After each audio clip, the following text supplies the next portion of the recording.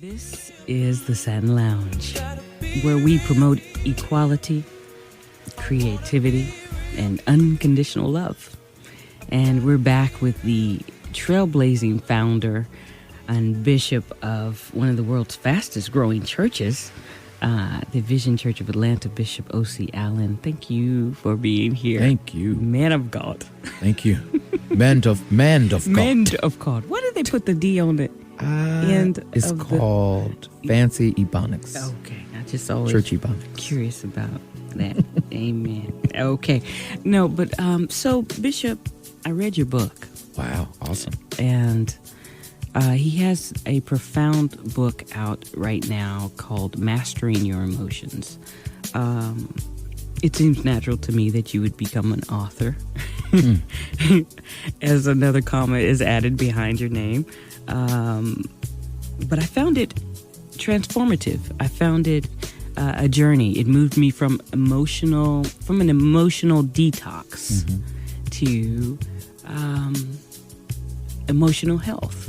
And in between, those little places in between, there were checkpoints, where you could use and apply some of these tools to help you become a healthier you. And I really appreciated that piece of work. And I wanted us, if you don't mind, I would like to kind of share some of it with the Satin Lounge. Yes. Mastering your emotions, take control of your emotions so that your emotions don't take control of you. Yes. That is the full title. It is. Okay. It's a powerful book. What was the catalyst? Why did you write this book? Uh-oh. Because of my own stuff. That's why. Your own I'm emotions. crazy. I need help. I need prayer. We're praying So for you. literally, honestly, it is because of my own emotional journey. Okay. I didn't want to sit and just exegete a bunch of scriptures. Exegete. Okay. What is Exegete, to pull apart and interpret Okay. scriptures without making the scriptures relevant where people are. So for my own personal journey. Practical. How I think that's the most important thing. And I think many people are oftentimes turned off by, religion just in general. Yes. It doesn't matter what religion it is. But a lot of times people are turned off because the indoctrination does not provide application. Wow. The indoctrination does not provide application, does not make it relevant. So the question is, how do I live? How do I sit in this cubicle at work and deal with a difficult supervisor? How do I apply principles when I am in conflict with my spouse? Exactly. How do I handle my child that I don't understand and doesn't understand me? And so through that journey, I created this book and I applied my own process. This book, as I said at the very beginning, I am not a full master of my emotions. I am trying to become more masterful when it comes to my emotions. But I'm also in the journey also. And I'm also growing. I'm also learning. I felt like I wanted literally every person in my church to have a little bit of what we've talked about over the years in Bible studies and sermons. I, am a bishop of churches around the country. Right. I'm a pastor of a church. But one thing my church knows, I'm very transparent.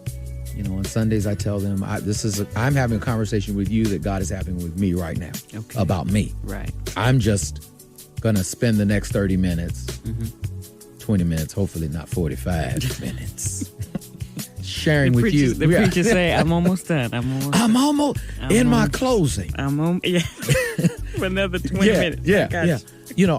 I just want to bring you in to my own growth process. Okay. So that's what the book is about. Well, the book is strategically broken down by chapter to take you through this journey, as I expressed before.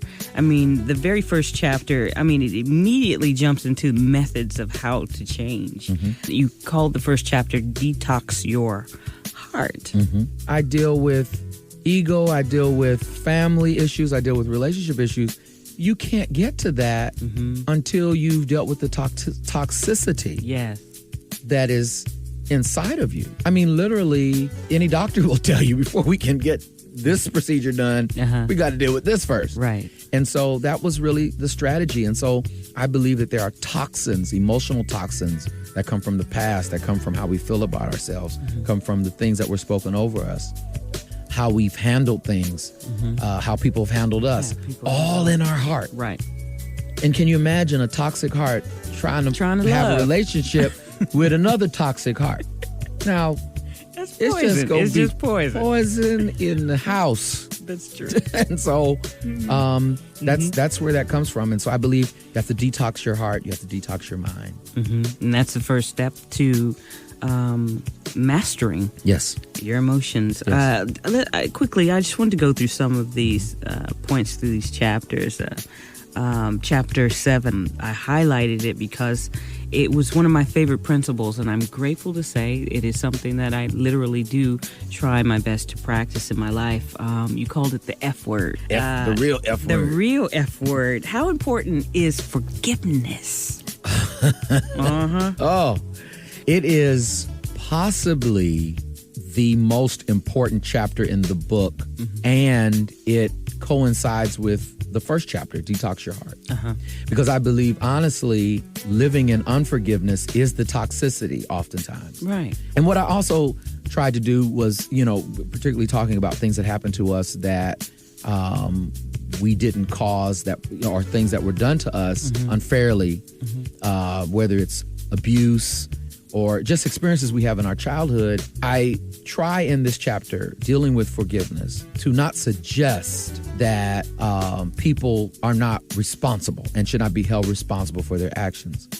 But I really try to focus on how do I deal with getting beyond the past in a way where I become free from the things that have happened and the things that I have done. Right. You have to forgive yourself as well. You have to forgive yourself as well. Yeah.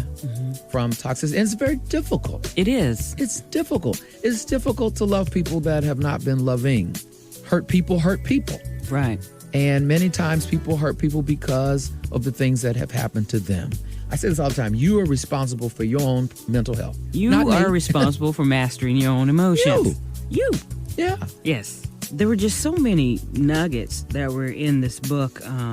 One of them that I chuckled about a little bit was about the codependency. I think the phrase you used was needing to be loved and loving to be needed. Yes. And that loop or that circle that we kind of run around in when we're codependent. And it's even beyond our relationships with our spouses. Yes. We're just addicted to, there is such a thing as being addicted to love, isn't there? Oh, yes. Yes. And I find that people who've been oppressed, people that have had extraordinary experiences with rejection, struggle with, I think it's a very surface thing to call it, neediness, but that's the best word I come with You're right just now. Needy. You're needy. You're just needy. You just needy.